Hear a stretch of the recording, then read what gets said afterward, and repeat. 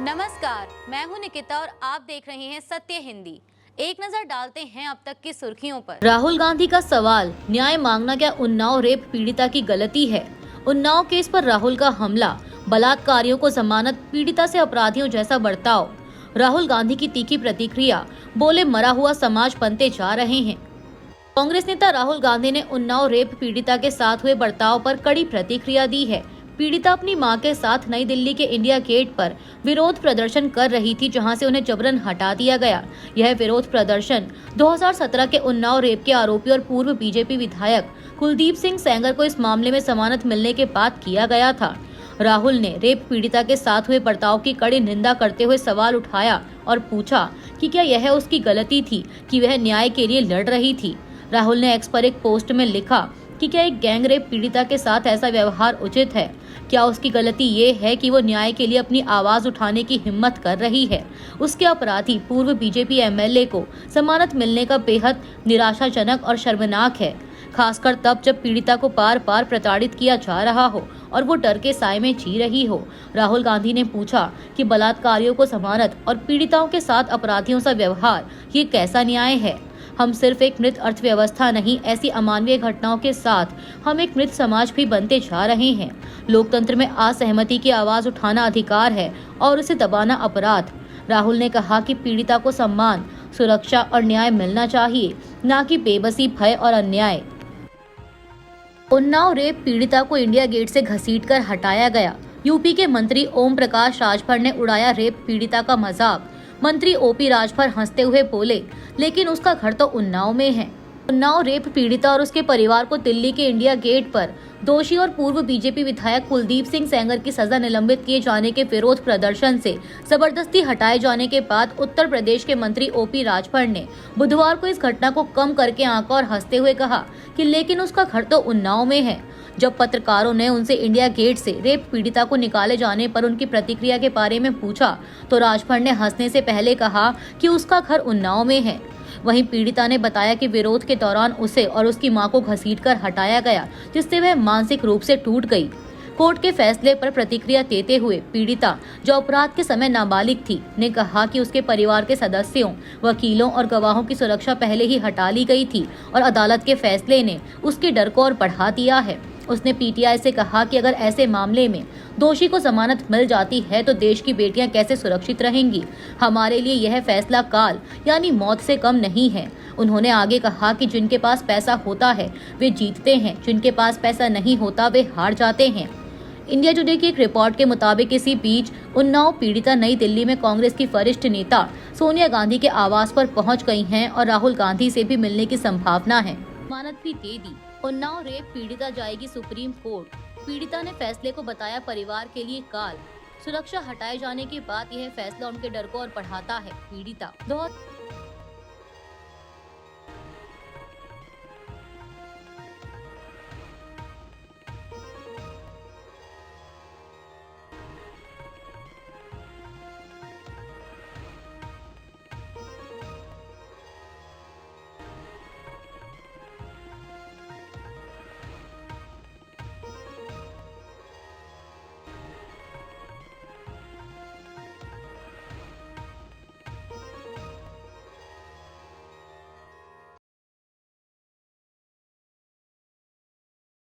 मौत के मामले में 10 साल की सजा के चलते सेंगर फिलहाल जेल में ही रहेगा। पीड़िता ने कहा कि सुरक्षा हटाए जाने के बाद यह फैसला उनके डर को और बढ़ाता है। दिल्ली एनसीआर में ग्रैब 4 पाबंदियां हटाई गयी। वायु की गुणवत्ता अभी भी खराब। दिल्ली का 24 दिसंबर 2025 को AQI 271 दर्ज किया गया। एयर क्वालिटी मैनेजमेंट कमीशन यानी CAQM ने बुधवार को दिल्ली एनसीआर और आसपास के इलाकों में ग्रैब 4 के तहत लागू सख्त पाबंदियों को हटाने का फैसला किया है। यह निर्णय पिछले कुछ दिनों में हवा की गुणवत्ता में सुधार को देखते हुए लिया गया। कमीशन के अनुसार तेज हवाओं और अनुकूल मौसम के कारण दिल्ली का AQI 24 दिसंबर को 271 दर्ज किया गया, जो खराब श्रेणी में आता है।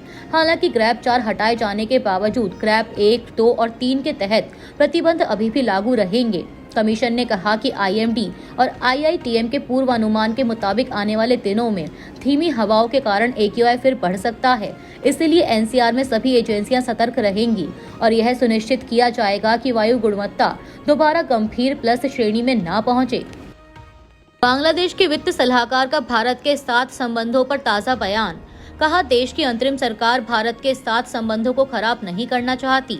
अंतरिम सरकार के प्रमुख मोहम्मद यूनुस भारत के साथ संबंध सुधारने पर काम कर रहे हैं। बांग्लादेश की अंतरिम सरकार के वित्त सलाहकार सालेहुद्दीन अहमद ने भारत के साथ संबंधों पर प्रतिक्रिया देते हुए कहा कि देश की अंतरिम सरकार भारत के साथ संबंधों को खराब नहीं करना चाहती है। भारत और बांग्लादेश के बीच बढ़ते तनाव के बीच उन्होंने कहा कि अंतरिम सरकार के प्रमुख मोहम्मद यूनुस भारत के साथ संबंध सुधारने पर काम कर रहे हैं। उन्होंने दावा किया कि मोहम्मद यूनुस ने भारत के साथ तनावपूर्ण संबंधों को सुधारने के लिए कदम उठाए हैं। महाराष्ट्र में लापता बच्चों पर बयानबाजी तेज, राज ठाकरे पर शिंदे का तंज। अपने बच्चों का ख्याल रखें, बोले एकनाथ शिंदे।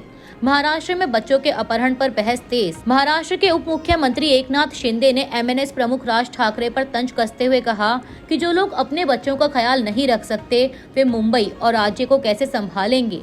यह बयान राज ठाकरे द्वारा महाराष्ट्र में लापता और बच्चों के अपहरण की बढ़ती संख्या पर चिंता जताने के जवाब में आया है।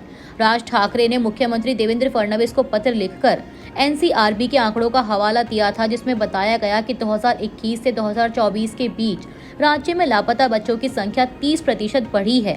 उन्होंने आरोप लगाया कि अंतर्राज्यीय गिरोह बच्चों का अपहरण कर उनसे भीख मंगवाते हैं, लेकिन सरकार कोई ठोस कार्रवाई नहीं कर रही। इस पर जवाब देते हुए उप मुख्यमंत्री एकनाथ शिंदे ने गुरुवार को राज ठाकरे पर तंज कसते हुए कहा कि जो अपने बच्चों का ख्याल नहीं रख सकते वे मुंबई को कैसे संभालेंगे। पहले अपने बच्चों का ख्याल रखें। अरावली पर 100 मीटर नियम, सुप्रीम कोर्ट की अपनी कमेटी भी खिलाफ। सुप्रीम कोर्ट ने अरावली की नई परिभाषा को दी मंजूरी। देश भर में अरावली बचाओ अभियान शुरू। अरावली को लेकर जिस 100 मीटर नियम की मंजूरी से तबाही की आशंका जताई जा रही है, उस पर फैसले से पहले ही काफी विरोध हुआ था। यह विरोध भी सुप्रीम कोर्ट की एक कमेटी ने किया था, जिस पर यह निगरानी करने का जिम्मा है कि पर्यावरण और जंगल से जुड़े मामलों में नियमों को लागू किया जा रहा है या नहीं।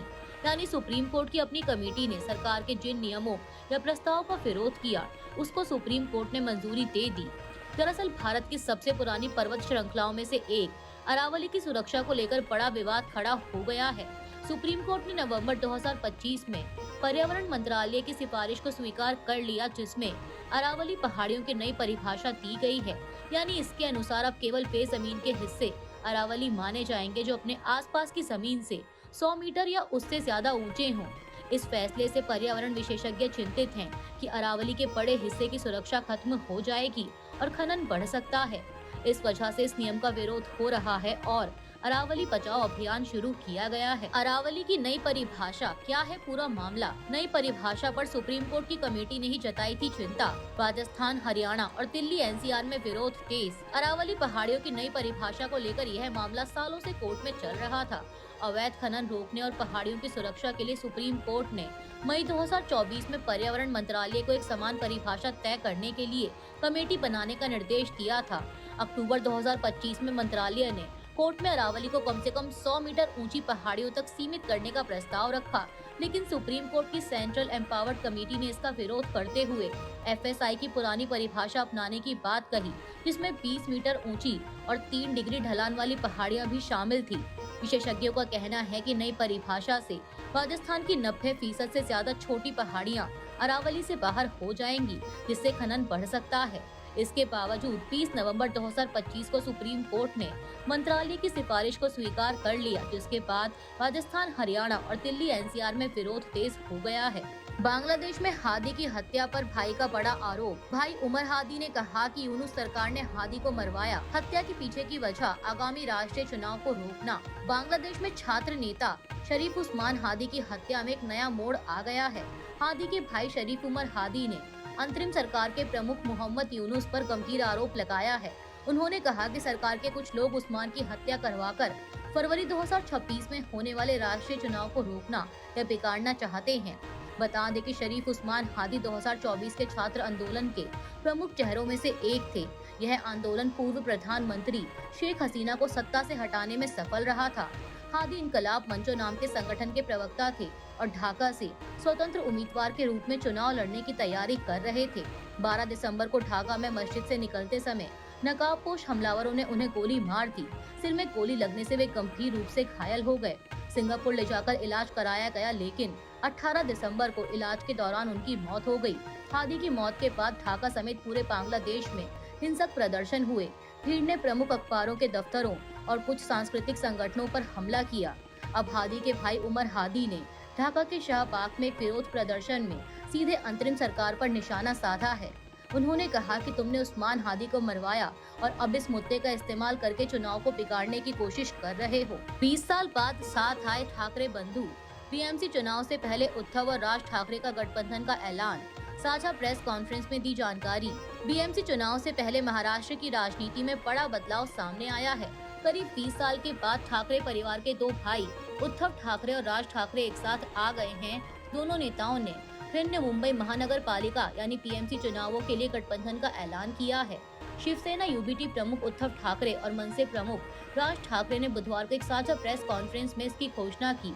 उद्धव ठाकरे ने कहा कि बीजेपी के अंदर जो हो रहा है उसको बर्दाश्त नहीं करने वाले लोग भी शिवसेना यूबीटी और एमएनएस गठबंधन के साथ आ सकते हैं। राज ठाकरे और उद्धव ठाकरे के बीच सीटों का बंटवारा तय। शिवसेना यूबीटी 145 से 150, एमएनएस 65 से 70 सीटों पर लड़ेगी चुनाव। कांग्रेस अकेले लड़ेगी पीएमसी का चुनाव। उद्धव ठाकरे और राज ठाकरे के बीच पीएमसी और अन्य नगर निगम चुनावों के लिए सीट बंटवारे पर सहमति बन गई है। वर्ली में हुई संयुक्त प्रेस कॉन्फ्रेंस में उद्धव ठाकरे ने कहा कि हम साथ आए हैं और साथ ही रहेंगे। तय फॉर्मूले के मुताबिक मुंबई में शिवसेना यूबीटी को 145 से 150 सीटें, एमएनएस को 65 से 70 सीटें और 10 से 12 सीटें एनसीपी शरद पवार की पार्टी को मिलेंगी। संजय राउत ने बताया कि कांग्रेस फिलहाल अकेले चुनाव लड़ेगी, जबकि अन्य शहरों में सीट बंटवारे पर सहमति बन चुकी है। ठाकरे बंधुओं के साथ आने पर सीएम फडणवीस ने कसा तंज। फडणवीस बोले जैसे रूस और यूक्रेन साथ आ गए हों। इस गठबंधन का स्थानीय निकाय चुनावों पर कोई असर नहीं पड़ेगा। महाराष्ट्र के मुख्यमंत्री देवेंद्र फडणवीस ने उद्धव और राज ठाकरे के साथ आने पर बुधवार को कहा कि महाराष्ट्र नगर निगम चुनावों के लिए ठाकरे चचेरे भाइयों के बीच गठबंधन का स्थानीय निकाय चुनावों पर कोई असर नहीं पड़ेगा। फडणवीस ने पत्रकारों से कहा कि ऐसा माहौल बनाया जा रहा है जैसे रूस और यूक्रेन एक साथ आ गए हों और जेलेंस्की और पुतिन बात कर रहे हों। सीएम फडणवीस ने कहा कि ठाकरे भाई अपने अस्तित्व की लड़ाई के लिए एक साथ आए हैं। यह गठबंधन तो ऐसी पार्टियों के बीच है जिन्होंने अपनी पहचान खो दी है। लोग उन पर भरोसा नहीं करते। उन्होंने तुष्टीकरण की राजनीति करके अपना वोट बैंक खो दिया है। इन दोनों पार्टियों के एक साथ आने का कोई असर नहीं होगा। दोनों पार्टियों ने अपनी पहचान बचाने के लिए हाथ मिलाया है।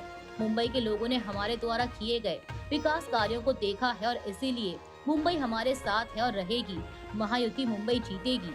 चुनाव आयोग ने 3 राज्यों की ड्राफ्ट वोटर लिस्ट जारी की। अंडमान और निकोबार की भी ड्राफ्ट वोटर लिस्ट जारी। कुल मिलाकर करीब 95 लाख वोटरों के नाम हटाए गए। चुनाव आयोग ने केरल, छत्तीसगढ़, मध्य प्रदेश और अंडमान और निकोबार में एसआईआर के बाद ड्राफ्ट वोटर लिस्ट जारी कर दी है।